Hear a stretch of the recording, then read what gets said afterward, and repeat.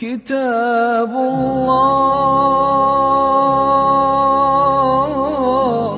كتاب الله كتاب الله كتاب الله للأرواح روح به تحيا النفوس وتستريح كتاب الله للأرواح روح به تحيا النفوس وتستريح وتمتلئ القلوب به طموحا وللفردوس يحملها الطموح كتاب الله كتاب الله كتاب الله. بسم الله الرحمن الرحيم. الحمد لله رب العالمين وبه نستعين على أمور الدنيا والدين والصلاة والسلام على أشرف الأنبياء والمرسلين وعلى آله وأصحابه ومن تبعهم بإحسان إلى يوم الدين. رب اشرح لي صدري ويسر لي أمري واحلل عقدة من لساني يفقهوا قولي. أشهد أن لا إله إلا الله وأشهد أن محمدا عبده ورسوله لا نبي بعده.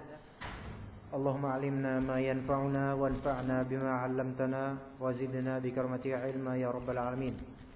اللهم ارزقنا علما نافعا ورزقا طيبا وعملا متقبلا اللهم آمين.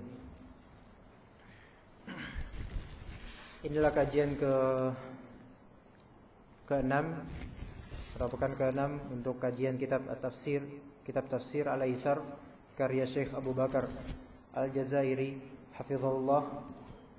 Kita sampai pada ayat Al-Baqarah ayat kedua dari surat Al-Baqarah yang sebelumnya di pekan kemarin walhamdulillahirabbil alamin kita telah memahami tentang al-huruf al-muqatta'ah dan beragam faedah-kaedah dan hal yang berkaitan dengan huruf-huruf muqatta'ah dalam Al-Qur'an.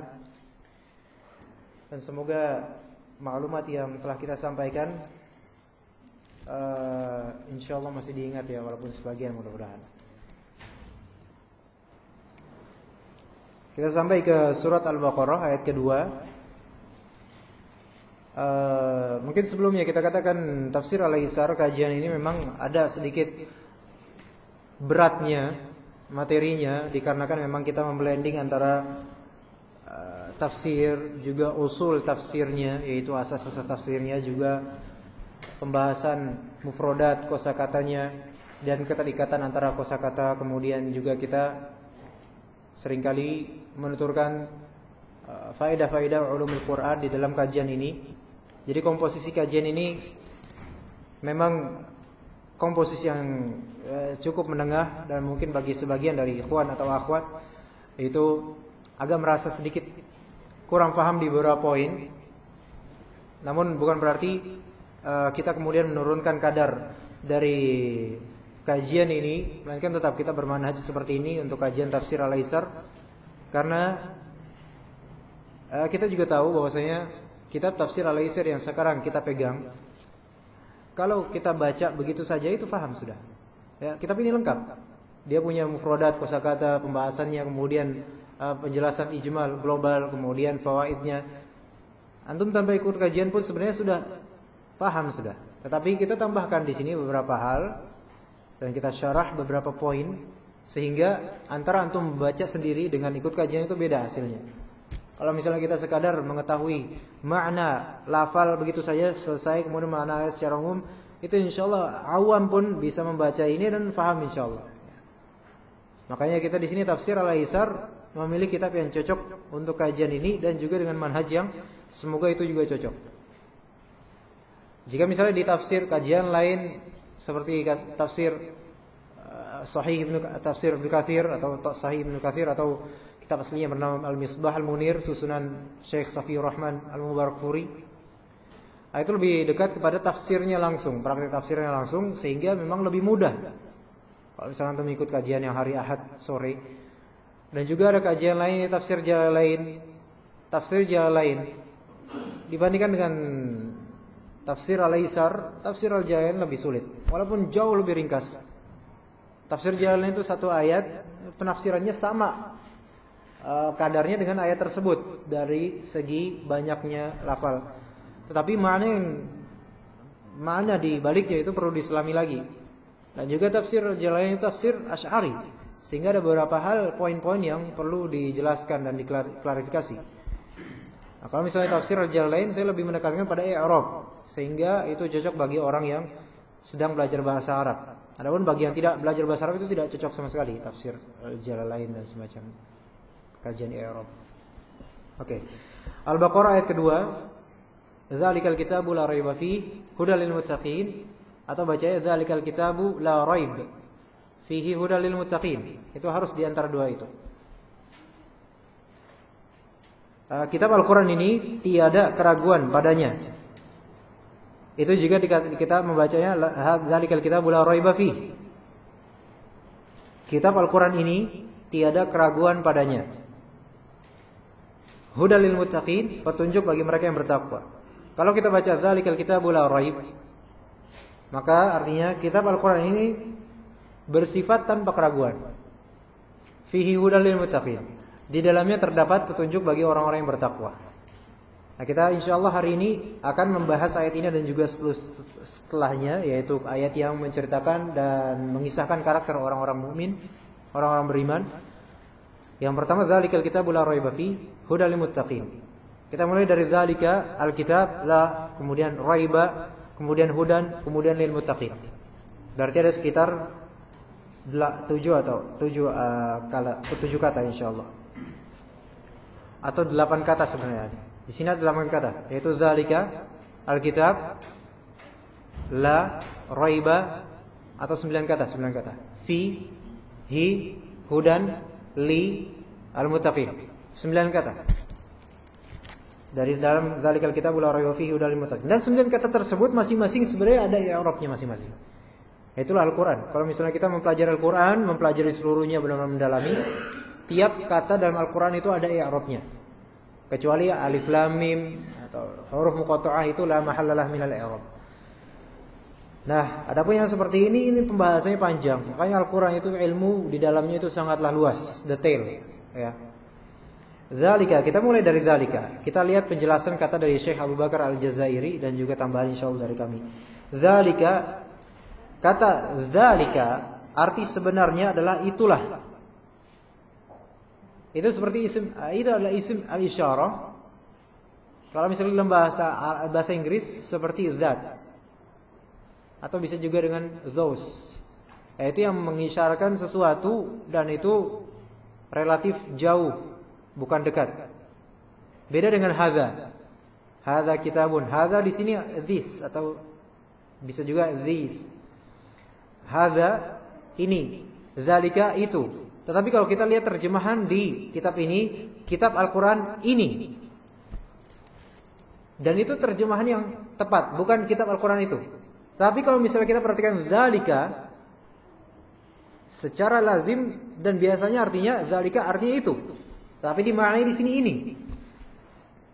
Makanya dikatakan kata dzalika arti sebenarnya adalah itulah. Tetapi di sini diartikan sama dengan hadza, yakni inilah. Padahal kan kedua-duanya beda, itu dengan ini. Kalau itu menunjukkan itu jauh. Tapi kalau misalnya ini menunjukkan dekat. Dan secara zahir dengan dzalika, namun secara makna dengan hadza. Secara zahir lafal kita lihat dzalika. Tapi maknanya adalah makna hadza. Maknanya adalah hadza. Pemindahan arti ini diambil dari isyarat dengan menggunakan huruf lam. Apa arti pemindahan arti? Maksudnya pemindahan isyarat jauh dan dekat. Itu diambil dari isyarat dengan menggunakan huruf lam. Kita lihat footnote di sini, kata ismul isyarah seperti dzalika, dza itu untuk jarak dekat. Asli ism al-isyarah itu dza-nya saja. Dza alif. Dza alif. Aslinya begitu. Kita lihat di sini, dza ditulis ada alifnya enggak? Tidak ada. Tapi ada semacam mat sedikit. Makanya salah kalau dibacaan zalika, itu salah. Zalika, itu salah. Yang benar zalika. Kenapa? Karena di antara za dan lam itu adalah alif dan asalnya za. Makanya kemudian kalau untuk yang ini hadza. Kalau kita lihat hadza, setelah za ada alif gak? Ada alif. Jadi za kemudian alif itu adalah ismul isyarah sebenarnya. Kemudian ada lam. Oke, zalika, ada lam di sini. Nah, huruf lam inilah yang membedakannya. Ketika za ditambah dengan lam, maka itu menunjukkan isyarat jauh. Zalika. Nah, kaf di sini adalah kaf untuk al-khitab. Orang kedua. Second person, orang kedua. Seperti kamu, kalian, itu kan orang kedua. Makanya kadang-kadang kita lihat zalikuma, zalikum, bisa. Ya. Jadi kaf di sini asli bukan ism isyarah, melainkan dia semacam ya dhamir dan itu untuk khitab. Zalika, zalikum. Dan lam di sini lam tersendiri yang mengisyaratkan jauhnya, yang ditunjuk. Za di sinilah itu yang hakikatnya ism al-isyarah dengan alif. Makanya diarabkan zalika ini dia mabni ala sukun. Sukunnya di mana? Sukunnya di alif setelah huruf zal. Mungkin bagi sebagian antum itu hal-hal yang gharib tapi enggak apa-apa. Yang penting pernah dengar dulu. Ya. Kita tahu sesuatu yang gharib. Sesuatu yang gharib menjadi sesuatu yang kita tahu karena mendengar dulu sebelumnya. Ya. Dan dikatakan bahwa zaka, za alif kemudian ka itu untuk jarak menengah dan zalika untuk jarak yang lebih jauh. Karena ada za, ada zih. Makanya itu artinya untuk jarak dekat. Makanya jadinya hadza, hadhihi. Aslinya za dan zih. Za itu untuk muzakkar, zih untuk muannas. Kemudian ditambah ha. Nah, ha ini adalah harfu tanbih namanya dalam bahasa Arab. Yaitu untuk tanbih. Indonesia apa tanbih? Mengingatkan. Ha gitu. Ya seperti itu memang. Hadza. Kalau misalnya antum bilang za, itu selesai. Nah, mungkin kita mengenal di kitab-kitab di manapun belajar ya hadza. Ya sebenarnya itu dua, yaitu ha dan za. Atau kita bilang zalika. Itu sebenarnya tiga. Ha, za, lam dan ka. Seperti itu. Itu zalika. Pemindahan arti ini diambil dari isyarat dengan menggunakan huruf lam yang menunjukkan jarak yang lebih jauh. Jadi adanya lam setelah za itu mengkonotasikan jauhnya sesuatu yang diisyaratkan itu. Ya.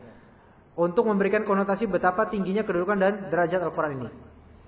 Di sini bisa dipahami kenapa kok di sini zalika.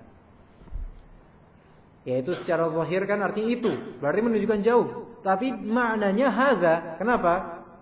Ya kitab itu ada di antara kita, baina aidina, di depan kita, di antara kita, dekat dengan kita. Tetapi mengisyaratkan jauh karena ketinggian kemuliaannya, itu maksudnya. Itu maksudnya dari zalikal kitabul la raiba fihi. Itu satu kata. Pembahasannya seperti ini. Dan ini pembahasan ringkas. Anda tidak berpanjang lagi. Tapi di sini kita bisa mendapatkan faedah. Dari zalika saja kita sudah tadabbur dari lafal zalika. Itu tadabbur kita. Kita berusaha mentadabburi. Makna zalikal kitabul la raiba fihi. Maksudnya apa? Dan kenapa zalika bukan hadza? Itu tadabbur namanya. Hah? Baik. Kemudian Alkitab. Alkitab kita lihat footnote-nya. Kata kitab digunakan untuk beberapa makna. Tapi berarti kitab, lafal kitab dalam bahasa Arab itu ada beberapa makna secara bahasa. Di antara makna kitab berarti kewajiban. Seperti dalam ayat kutiba alaikumus shiyam. Kutiba alaikumus shiyam, ya bagi yang belajar sharaf sebelumnya kutiba adalah fi'il madhin majhul, bentuk pasif dari fi'il madhi. Bentuk pasif. Passive voice kalau dalam bahasa Inggrisnya. Kutiba di sini apakah ditulis? Bukan. Makna yang lebih dekatnya bukan ditulis tapi diwajibkan. Alaikum, atas kalian. As-siyam. Yang diwajibkan apa? As-siyam di sini. As-siyam sebagai naibul fa'il. Maka kutiba, kataba yaktubu, kataba di sini artinya bisa juga mewajibkan, mengharuskan, melazimkan. Diwajibkan atas kamu berbuat. Itu pertama. Ya, ini difardukan kepadamu. Berarti kitab makna pertama pengwajiban, pengharusan. Makna kedua bisa juga berarti dua, akad yang terjadi antara seorang budak dengan tuannya. Dua akad, perjanjian, ahad. Karena akad dari kata bahasa Arab yang penting akad. Akad itu pertalian, perikatan, keterikatan, akad. Akad nikah itu kenapa disebut akad nikah? Karena keterikatan dalam pernikahan. Akad muamalah seperti bai'. Karena ada keterikatan dalam perjualbelian. Dalam ayat ini gimana? Dan budak-budak yang kamu miliki yang menginginkan perjanjian. Baik. Walladzina yabtaghunal kitab. Yabtaghun artinya menginginkan, mengharapkan. Ibtigha artinya mencari. Maka ibtigha wajhillah artinya mencari wajah Allah atau menginginkan wajah Allah. Kalau diterjemahkan jangan mencari keridhaan Allah. Ya, kita dalam penerjemahan ini yang lebih tepat adalah mencari atau menginginkan wajah Allah, melihat wajah Allah maksudnya. Kadang-kadang kalau misalnya memang benar kita menginginkan keridhaan Allah, sahih. Tetapi ketika ditulis ibtigha wajhillah, kita artikan adalah mencari wajah Allah. Maksudnya kita meminta atau kita mengharapkan melihat wajah Allah di hari kiamat, di hari akhir. Jangan diterjemahkan mencari keridhaan Allah. Walaupun memang benar lazimnya orang mencari wajah Allah itu pasti menginginkan keridhaan Allah. Itu benar. Tetapi di sini kita jangan sampai terjebak dalam takwil terhadap wajah. Karena tidak ada wajah secara bahasa dimaknai ridho, tidak. Enggak ada. Tapi memang lazimnya orang yang mencari wajah itu berarti mencari ridhonya. Misalnya Anda mencari wajah, cari perhatian, mencari ridho antum berarti. Begitu. Ya, itu benar, lazimnya. Tetapi asalnya kita kembali ke asal karena ini berkaitan dengan sifatullah. Kita tidak boleh mentakwil. Bahkan takwil seperti ini itu takwil yang memang tidak ada secara bahasa. Wajah berarti ridho. Ya, kalau wajah berarti ridho berarti saya melihat wajahmu, saya melihat ridhomu, tidak. Ya, itu yang lebih sahih. Wallahu a'lam. Walaupun memang benar kita mencari wajah Allah berarti kita mencari ridho Allah, benar. Tapi kita terjemahkan mencari wajah Allah Subhanahu wa taala. Yabtaghunal kitab, menginginkan atau mencari Alkitab di sini akad, perjanjian. Itu yang kedua. Yang ketiga, kitab berarti juga qada dan qadar. Seperti pada ayat kitab Allah. Ya, ini dalam ayat surat An-Nisa, wal muhsanat minan nisa illa ma malakat aymanukum kitaballahi alaikum. Ya, ini kitaballahi alaikum artinya qada atau ketetapan Allah atas kalian maksudnya. Jadi kita punya makna kitab pertama wujub, kewajiban, bisa juga perjanjian atau akad, bisa juga ketetapan, qada dan qadar. Baik, itu tiga makna. Atau pada asalnya kitab artinya adalah kita kataba yaktubu kitaban artinya adalah dhamma yadhummu dhamman atau jama'a yajma'u jam'an, itu artinya kitab kataba yaktub. Kita tahu dhamma yadhummu dhamman artinya mengumpulkan. dhammah pengumpulan. Kemudian jama'a yajma'u jam'an, mengumpulkan. Jadi kitab, kata baik itu artinya mengumpulkan asalnya. Nah, kitab itu artinya adalah yang terkumpul.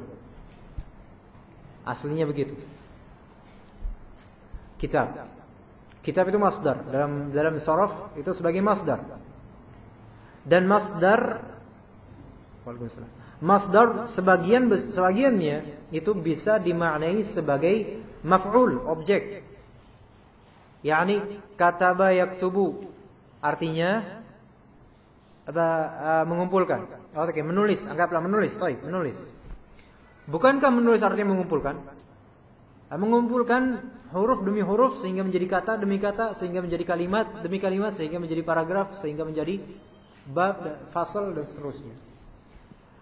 Jadi mengumpulkan itu menulis, ya. Kitab artinya bisa, arti dari kitab adalah yang dikumpulkan atau yang ditulis. Sebagaimana libas, walibasut taqwa dzalika khair. Libas. Arti apa? Apa arti libas? Pakaian. Pakaian adalah yang dipakai. Di dalam bahasa Indonesia juga seperti itu. Apa arti pakaian? Yan. Yang dipakai. Apa arti tulisan? Yang ditulis. Apa arti pemandangan? Yang dipandang. Apa arti penglihatan? Bukan penglihatan, itu beda lagi. Dan lain-lain. Jadi seringkali masdar, sumber kata atau isim, noun itu bermakna yang dilakukan dengan perbuatan tersebut. I'rab kata Alkitab pada ayat di atas bisa sebagai badal dari isim isyarah dan bisa juga menjadi khobar darinya. Antum paham ini? Tidak, alhamdulillah. Kalau udah paham gak perlu dijelasin. Ya. Kitab ini bisa sebagai badal, bisa sebagai khobar. Posisi dza di sini, dza dalam dzalikal kitab itu bisa sebagai mubtada, bisa sebagai khobar dalam nahwu. Dia sebagai mubtada, kalau dia sebagai mubtada bisa juga di sini Alkitab sebagai khobar. Kalau dza di sini sebagai khobar, maka mubtada'nya itu ada yang mahdzuf, yaitu ha atau hadza dzalikal kitab. Hadza di sini mubtada, dzalika khobar.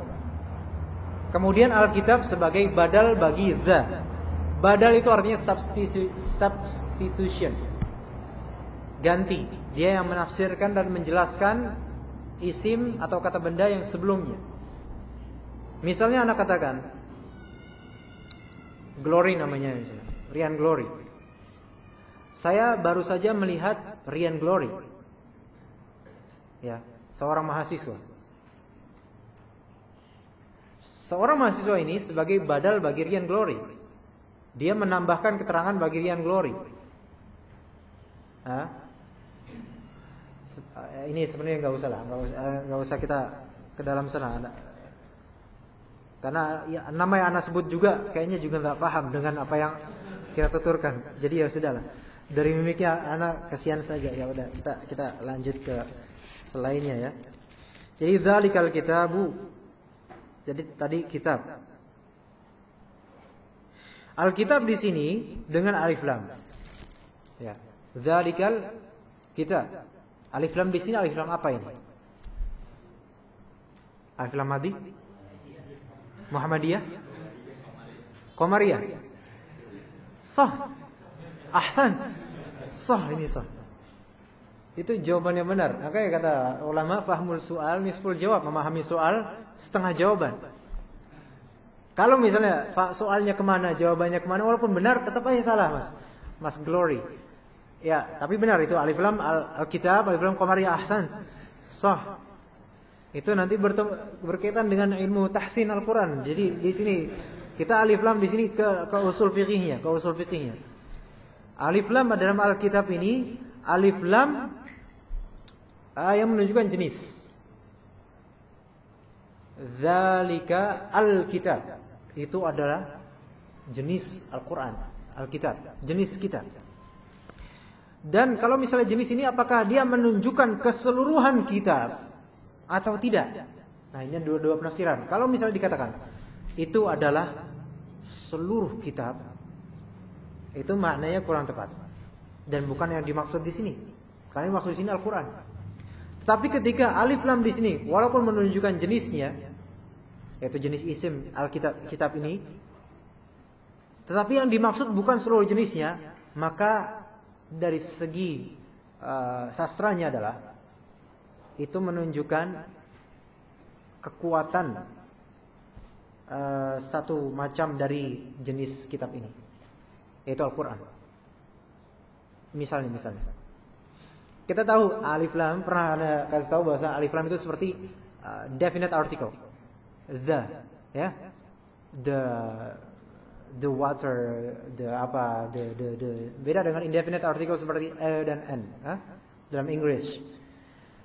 The di sini kan bisa bermakna, kalau dalam Arabik itu al-ahad al-dzikri atau al-ahad atau enggak usah lah Anda sebutkan, bisa bermakna juga yaitu yang dikuatkan dengan adanya the itu. Misalnya Taufik, you are great, you are the man. Maksudnya apa? The di sini apa di sini? Ya di sini the di sini alif lam ta'rif dalam Arabik, benar. Tapi alif lam di sini menunjukkan apa di sini? Menunjukkan bahwa dia benar-benar kuat. Dan the man itu menunjukkan jenis laki-laki. You are great, you are the man. Nah, the man di sini, yaitu kamu tuh laki-laki banget, gitu. Ya, berarti ini adalah kitab Al-Quran. Jadi ada penekanan di dalamnya. Paham di sini nggak? Kalau nggak paham, Anda nggak tahu gimana lagi cara memahamkannya, udah. Ya. Itu maksudnya di situ. Zalika Alkitab. Ditambahkan kemudian la raiba. La raiba.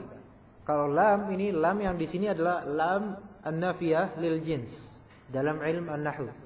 Yang kemudian dia membutuhkan isim setelahnya, dan isim setelahnya adalah raib. Dan isim tersebut mansub. Makanya disebut la raiba, bukan la raibu. Artinya la raiba, tiada keraguan. Keraguan apa? No doubt. No doubt. Ya, pakai ta. No doubt. Salah kalau bisa bilang no doubt. Itu zahiri itu. No doubt, bukan no doubt. La raiba, tiada keraguan. La raiba, kita lihat di sini. Arti kata raib aslinya adalah kekacauan pikiran. Confusion. Yaitu keraguan-raguan di sini katakan. Apa bedanya keraguan dengan kekacauan pikiran? Yaitu baina. Dia iya atau tidak, ragu-ragu antara keduanya. Seperti dalam sebuah hadis sahih. Da' ma yaribuka ila ma la yaribuka. Fa inna syakka ribatun wa inna sidqa tuma'ninah. Ini Anda sudah mencari-cari ini hadis ini. Cuma dengan lafal fa inna syakka itu tidak Anda temukan di kitab-kitab banyak, dicari di mana-mana enggak. Fa inna syakka ini sepertinya, dan ketika Anda melihat ke tafsir aslinya bahasa Arab, tafsir Al-Jazairi, benar fa inna syakka. Tapi ketika dicari di kitab-kitab hadis fa inna syakka enggak ada yang menunjukkan fa inna syakka. Yang adalah fa inna syarra. Bukan fa inna syakka. Kalau diartikan di sini, tinggalkanlah, da artinya da, tinggalkanlah, da artinya tinggallah, utruk. Nah, tinggalkanlah yang membuatmu ragu, ma yaribuka, yang membuatmu raib, yang membuat kamu ragu. Ila ma la yaribuka, kepada apa yang tidak membuatmu ragu. Ya, jadi pergilah ke sesuatu yang meyakinkan. Nah, yang masalah di sini, fa inna syakka ribatun, karena sesungguhnya keraguan-raguan itu menyebabkan kekacauan hati. Berarti sini harusnya ada syak dan raib itu beda.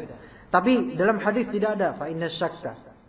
Ya ada lafalnya fa inna syarra. Fa inna syarra yang artinya bahwasanya keburukan. Bahwasanya keburukan itu adalah ribah, kekacauan hati. Wa inna sidqa tuma'nina. Sedangkan kejujuran itu membawa ketenangan. Kita perhatikan di sini fa inna syakka ribah wa inna sidqa tuma'nina. Syak dengan sidq itu tidak berlawanan. Iya enggak? Ragu-ragu dengan kejujuran itu tidak berlawanan, karena ragu-ragu seringkali hanyalah itu keadaan yang mungkin bisa disembuhkan. Beda dengan kadzib. Harus dihilangkan. Nah, asyar kita ganti. Dan juga di riwayat lain bukan asyar. Ya ada yang asyar, ada juga yang riwayat lain fa innal kadziba ribah. Itu riwayat yang benar semuanya. Adapun fa inna syakka itu tidak ditemukan, baik yang dhaif ataupun maudhu' atau yang sahih atau yang hasan, tidak tahu ada. Dari cari-cari. Iya, sesuai dengan kemampuan sendiri ya. Kita cari tidak ada fa inna syakka. Ya, fa inna syarra atau fa innal kadziba ribah. Ribah di sini Imam Ar-Razi rahimahullah berkata, Ar-raib qaribun minasyakki wa fihi ziyadah ka'annahu su'udzon.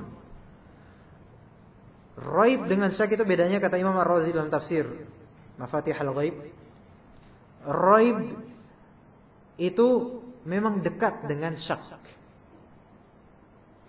Namun ada tambahan makna dalam raib yang berbeda dengan syak.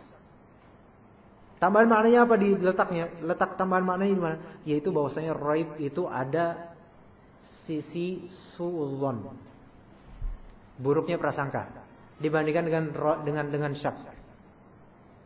Jadi raib dengan syak itu beda. Makanya dalam usul fikih kita tahu yang tingkatan derajat ilmu atau tidak. Ada alim, ada ilm, yakin maksudnya, ada dzan, ada syak. 50-50. Baina dia dzan rajih dengan wahm atau marjuh. Di tengah-tengah ada syak. Ya. Nah, yang syak di sini dia tidak tersifati sebagai suudzon atau negatif, belum tentu. Dia bisa karena jahil atau karena memang enggak tahu. Beda dengan raib. Kalau raib di sini dia ada semacam suudzon. Nah, itu bedanya raib dengan syak. Makanya raib itu lebih condong mesti ke negatif. Adapun syak itu relatif. Bisa ke negatif, ya bisa juga hal yang wajar. Ya. Adapun raib itu tercela, lebih ke yang tercela. Itu bedanya raib dengan syak. Makanya di sini Allah Subhanahu wa taala mengatakan la raiba fihi, bukan la syakka fihi. La raiba fihi. La raib. Tiada keraguan.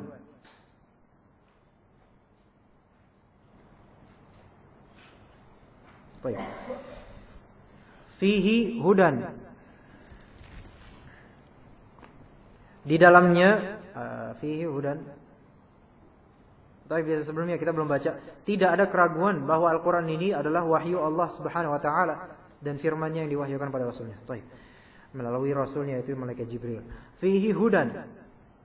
45. Al-huda bentuk masdar dari kata hada yahdi. Huda menunjukkan arti muzakkar seperti kalimat hadza hudan. Maksudnya arti muzakkar, dia bukan muannats. Yang kalau misalnya ditambah dengan lafal ini, kita katakan hadza hudan, bukan hadhihi huda. Baik, itu masalah nahwu biasa. Huda kemarin kita sudah memaknai huda di enggak tahu kapan, dua pekan sebelumnya. Huda dalam kitab Bada'iul Fawaid terbagi menjadi lupa. Terbagi menjadi 4. Ya bisa 2 sahih. Yang membagi 2 sahih, yang membagi 4 sahih. Tapi yang membagi 2 itu ada di yang ketiga dan kedua dan ketiga dalam pembagian 4 ini. Kalau misalnya yang huda yang 4 itu, kata Ibnu Qayyim Al-Jauziyah, yang pertama adalah huda apa ini Mas? Hmm. Hmm. Ya umum apa? As-sah untuk seluruh makhluk. Ada catatannya antum? Sebelum ada hidayah umum. Baik, hidayah umum. Yang kedua apa hidayah? Hidayatul bayan wal irsyad. Baik. Kalau hidayatul umum berarti mencakup seluruh makhluk bahkan. Dimanapun dia, misalnya angin terbang, itu masuk hidayah umum. Yang pertama. Nah, hidayah irsyad di sini untuk makhluk hidup. Hidayah irsyad antum pergi ke kajian, alhamdulillah antum bisa menyetel motor, menyetel kaset, motor disetel atau apa? Menghidupkan motor atau mengendarai motor, itu hidayah. Hidayah yaitu juga umum, namun lebih khusus daripada hidayah yang pertama. Kemudian yang ketiga adalah hidayah taufik. Ini bagi orang-orang beriman saja. Umum bagi orang-orang beriman, ya. Tapi khusus dibandingkan dengan keumuman orang. Dan yang terakhir adalah ini hidayah di dunia ini. Taufik di sini di dunia, kemudian di akhirat nanti Allah Subhanahu wa taala juga memberi jalan atau hidayah. Hidayah dalam artian memberi penunjuk jalan antara yang ke surga dan ke neraka. Tapi di sini fihi hudan, di dalam Al-Qur'an terdapat petunjuk jalan. Baik, huda yang mana yang dimaksud? Huda yang manakah yang dimaksud? Yang terakhir irsyad wa taufiq. Irsyad wa taufiq berarti 2 dan 3. Yang kedua berarti irsyad wal bayan. Are you sure? Lil muttaqin. Semuanya. Keempat, menuju surga dan neraka. Oh enggak, itu di akhirat aja nanti. Ini yang ketiga hidayah, taufik. Iya. Mana sih? Ya ini di dalamnya terdapat petunjuk jalan menuju kebahagiaan dan kesempurnaan di 2 negeri, dunia dan akhirat. Baik. Kalau hidayatul irsyad, ya antum menyetel motor aja itu masuk gak ke kebahagiaan dunia akhirat? Enggak ada ininya. Enggak, ketika antum starting, enggak mungkin antum langsung bahagia begitu saja dunia akhirat. Enggak dengan cara itu. Dan Al-Quran tidak mengajarkan itu. Starting motor atau apa, jalan pakai sendal, beli berapa harganya, itu enggak. Itu semua bukan termasuk hidayah taufik. Ya.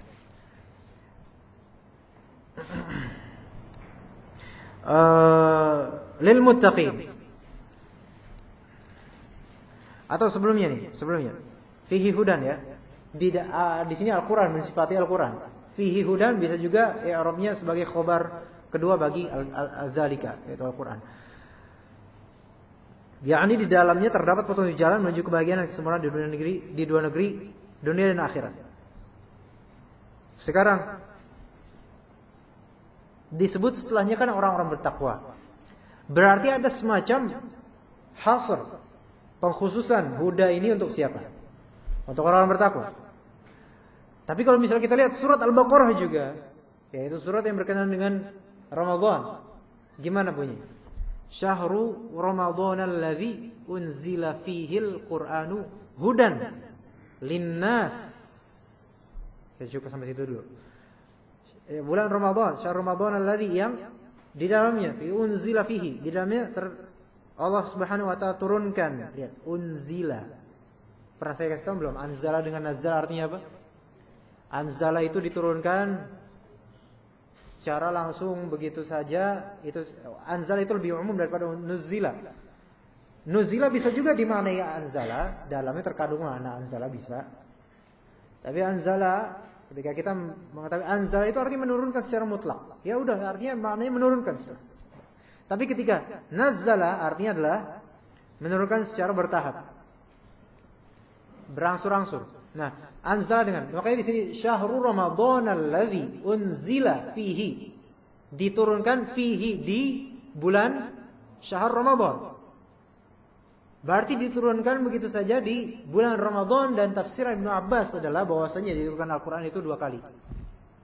2 kali dalam artian, kata Ibnu Abbas radhiyallahu anhuma, bahwasanya Al-Qur'an pertama kali diturunkan di bulan Ramadan ke Baitul Izzah di langit. Ya. Dan kemudian diturunkan kedua kalinya ketika Nabi SAW telah resmi menjadi Rasul. Begitu penafsiran Ibnu Abbas. Walaupun ulama lain menafsirkan hal-hal yang menafsirkan metode penurun yang lain. Jadi ketika Allah Subhanahu wa taala menurunkan kalamnya, firman-Nya ke Baitul Izzah, itu namanya anzala. Nah, itu di bulan Ramadan. Kemudian ketika dari Baitul Izzah Allah Subhanahu wa taala menurunkan melalui rasulnya yaitu malaikat Jibril alaihi salam ke Rasulullah, itu nazzal. Berangsur. Jadi jangan sampai pemahaman di sini syahrul Ramadan alladzi unzila fil Quran. Oh, berarti unzila diturunkan di bulan Ramadan saja Al-Qur'an. Berarti di bulan selain Ramadan Rasulullah enggak mendapatkan wahyu. Ini salah pemahamannya. Nah, ini dari pemahaman ini dari pertama lafal anzala dan nazzala itu perlu diketahui maknanya. Karena dua-duanya meskipun dasarnya itu sama turun, tetapi secara frekuensi itu ada perbedaan.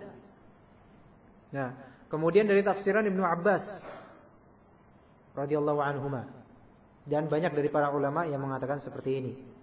Ya, syahrul Ramadan alladzi unzila fihi Al-Qur'an. Sebagai apa Al-Qur'an ini? Hudan linnas. Petunjuk bagi manusia. Manusia di sini kan umum. Ayo. Tapi tadi kan hidayahnya untuk taufik, yaitu hidayah lil muttaqin. Gimana kita menggabungkan keduanya? Ada hudal lil muttaqin, ada hudal lin nas. Hudal lil muttaqin berarti untuk orang-orang yang khusus dari keumuman manusia, yaitu orang-orang muttaqin saja yang dapat mendapatkan huda, berarti taufik. Tapi hudan lin nas, untuk manusia. Kalau misalnya untuk mengatakan hudan lin nas, nas di sini adalah maksudnya muttaqin lah. Tahu dari mana? Bukankah Al-Qur'an itu turun untuk semua manusia? Iya. Nah, di sini kita jamak keduanya, bahwasanya kita bedakan antara orang yang mendapatkan hidayah dengan Al-Qur'an dengan orang yang memang sejatinya seharusnya mendapatkan hidayah dari Al-Quran tapi tidak dapat. Sehingga pada hakikatnya ya semuanya seharusnya mendapat meraup faedah dan hidayah dari Al-Quran. Makanya Al-Quran itu sejatinya memang secara zat dia hidayah. Nah, itu konteks yang secara zat Al-Quran itu hidayah, itu untuk syahrul Ramadan alladzi unzila fil Quran, yaitu untuk semua manusia. Mengatakan ini Al-Quran secara zat ini hidayah. Kalau misalnya konteks yang hudal lil muttaqin adalah menetapkan bahwasanya orang bertakwalah yang hanya mendapatkan mengambil hidayah dari Al-Quran. Padahal Al-Quran secara zat hidayah dan untuk memberi hidayah pada semua orang, namun walakinna aktsarahum la ya'lamun. Tapi mayoritas mereka tidak mengetahui. Begitu. Dari beberapa sisi. Nah, itu. Ada juga sisi lain dari kalimat kata la raiba. Tiada keraguan. Arti tiada keraguan. Di sini menafikan keraguan di dalam Al-Quran. Permasalahannya, bukankah banyak orang yang ragu terhadap Al-Quran? Gimana nafsirnya? Antum di sini mengatakan kitab Al-Quran ini tidak ada keraguan padanya. Banyak orang ragu. Bahkan lebih banyak orang yang mengingkari Al-Quran daripada yang ragu. Bukan saja ragu, bahkan mengingkari Al-Quran. Nah, jadi di sini la raiba di sini adalah untuk mensifati isi dari Al-Quran sendiri. Atau bisa juga dimaknai la raiba di sini adalah khobar yang bermakna insya dalam ilmu balaghah. Khobar dan insya itu dalam ilmu balaghah dan juga usul fiqih. Bagi yang pernah belajar usul fiqih tahu ini. Khobar dan insya. Atau yang sudah belajar pun lupa mungkin. Khobar dan insya. Khobar itu seperti mengabarkan yang kemungkinan dia bisa statement dalam khobar itu bisa dibenarkan atau bisa didustakan. Tapi kalau insya itu secara zat statement, bukan statement, secara zat kalimat, jumlah kalimat itu tidak bisa didustakan, tidak bisa dibenarkan. Kalau khobar itu seperti Al-Quran tidak ada keraguan padanya. Secara zat statement ini sah nggak kalau orang mendustakannya secara bahasa? Sah. Sah. Misalnya nih, Taufik adalah manusia. Secara zat, bukan secara isi dari kalimat ini, bukan. Tapi secara zat khobar ini khobar ini. Bisa nggak orang menyangkal misalnya Pak Bobby misalnya, bukan dia bukan manusia kok. Bisa. Sah. Sah, kita cocokkan, kita jodohkan. Enggak, sah. Sah di sini. Ya. Begitu juga dengan kalimat la raiba fi. La raiba fi, tiada keraguan padanya. Ini khobar atau bukan? Khobar. Khobar. Kalau misalnya ada orang menafikan, oh enggak kok, ada yang ragu kok. Sah atau enggak? Secara bahasa sah. Walaupun secara isi ini batil tentu saja. Tapi secara, dan memang secara wakil memang banyak yang ragu bahkan mengingkari benar-benar. Itu dari si khobar. Ini zahiril khobar. Tetapi bermakna insya. Insya, kita kenal dulu insya. Insya diantaranya fi'il amr, fi'il nahi, ta'ajjub, dan misalnya istifham. Fi'il amr misalnya, duduklah. Apakah duduk? Saya bilang, duduklah. Bohong kamu. Enggak mungkin. Atau misalnya fi'il nahi, jangan bicara. Benar. Enggak mungkin. Enggak mungkin. Kemudian misalnya bertanya. Ya, bertanya di sini bukan bertanya yang jawabannya yes or no. Yes or no question itu beda dengan yang question about information. Yes or no question tahu ya, seperti apakah. Ya. Kalau misalnya apakah kan jawabannya yes or no kan? Tapi itu tetap aja bermakna insya. Kalau misalnya ada apakah antum manusia, antum jawab benar. Itu apakah itu sebagai tasdik, pembenaran? Bukan. Tapi jawaban terhadap pertanyaan, bukan penyetujuan terhadap pernyataan. Beda itu. Kalau misalnya tanya antum, gimana kabar antum? Oh bohong nih. Gitu. Nah ini gak nyambung. Itu namanya insya. Itu pertanyaan. Nah di sini la raiba secara zahir kita maknai dia adalah khobar, yaitu tiada keraguan secara zat dalam Al-Quran itu.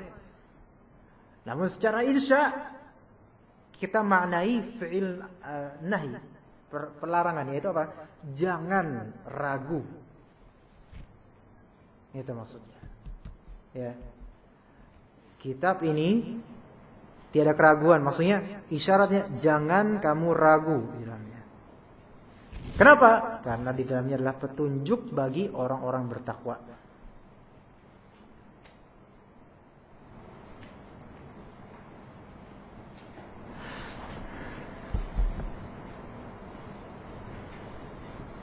Kemudian al-muttaqin 46. Al-muttaqin, asalnya al-muttaqun atau al-muttaqi, isim fa'il dari kata ittaqa yattaqi, ittiqa'an atau taqwa. Aslinya dari kata waqa yaqi, wiqayatan. Ada kata wiqayah. Wiqayah itu artinya tameng, perisai, penjagaan. Ya waqa yang artinya menjaga. Makanya dalam surat At-Tahrim, qu anfusakum wa ahlikum nar. Qu di sini itu fi'il amr.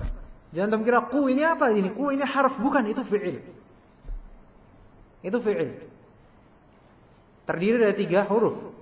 Qaf, waw dan alif. Qu anfusakum. Qu di sini artinya adalah jagalah oleh kalian diri kalian. Ya, itu qu. Nah, itu asal kata dari wiqayah. Menjadi qa. Misalnya ada fi'il. Ada antum dapat tulisan qa, terus tanda seru.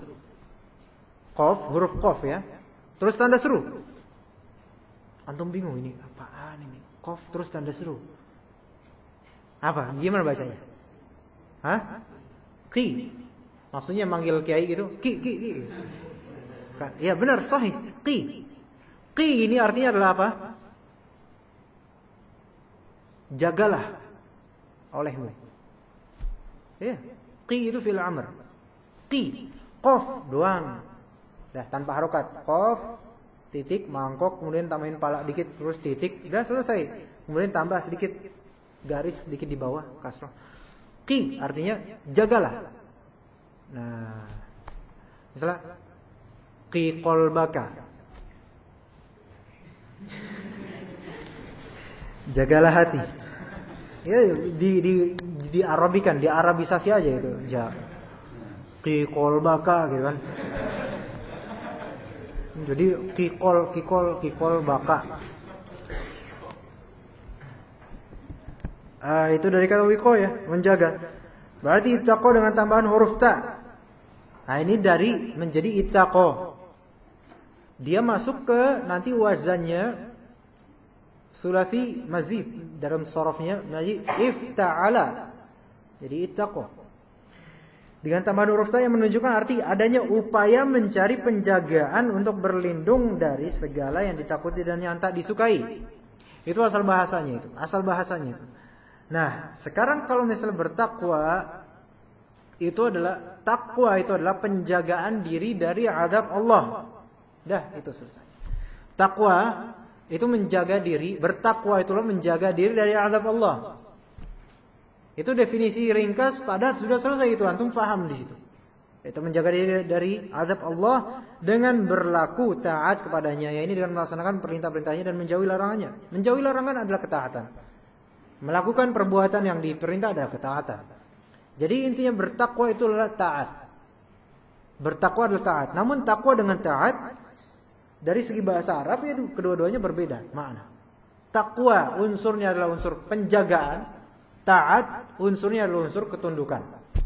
Tapi dalam syar'i ya takwa sinonimnya taat. Taat itu ya taat, tunduk. Ya. Kalau takwa itu menjaga diri, itu takwa.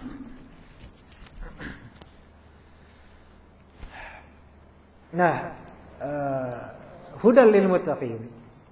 Imam Qatadah rahimahullah taala kemudian mengatakan, menafsirkan al-muttaqin di sini ditafsirkan kemudian oleh Al-Qur'an dengan sendirinya di ayat setelahnya. Hudal lil muttaqin. Antum bertanya, siapakah al-muttaqin itu? Ya, seterusnya sifat-sifat atau karakternya Allah Subhanahu wa taala sebutkan. Allah Subhanahu wa taala juga menyebutkan karakter orang-orang muttaqin. Afwan.